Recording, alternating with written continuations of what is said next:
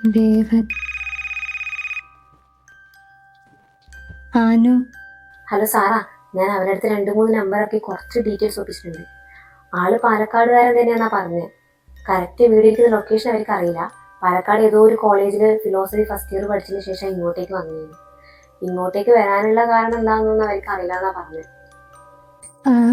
എടേ, പുള്ളിയുടെ പേരെന്താണെന്നറിയോ? പേര് മഹാദേവൻ. മഹാദേവൻ. ഞാൻ അങ്ങോട്ട് വിളിക്കാട്ടോ മോളെ. ശരി, ഓക്കെ.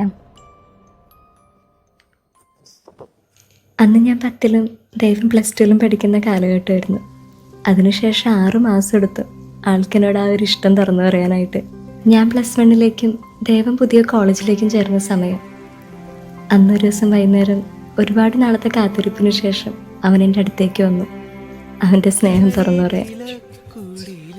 നിൽക്കോ, എനിക്ക് തന്നോടൊരു കാര്യം പറയാനുണ്ടായിരുന്നു. എനിക്കതെങ്ങനെ പറയാനറിയില്ല. എനിക്ക് പറയാനുള്ളൊക്കെ കത്തിലുണ്ട്.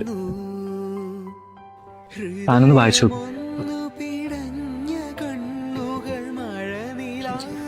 എടോ, പിന്നെ തൻ്റെ മുടിയാണ് നല്ല ഭംഗിയാണേ.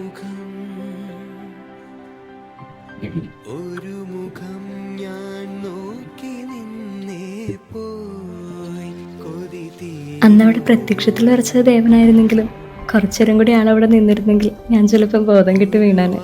എന്തായാലും ഞാൻ ആ കത്തെടുത്തു. ആരും കാണാതെ വായിച്ചു. കത്തിലെ വരികളിലൂടെ തന്നെ ദേവന് ഞാൻ എത്ര പ്രിയപ്പെട്ടതാണെന്നും എന്നെ എത്രത്തോളം മനസ്സിലാക്കിയിട്ടുണ്ടെന്നും എനിക്ക് മനസ്സിലായി.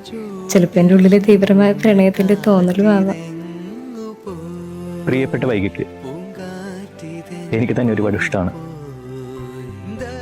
ഇതെന്ന് തുടങ്ങി എന്നെനിക്കറിയില്ല.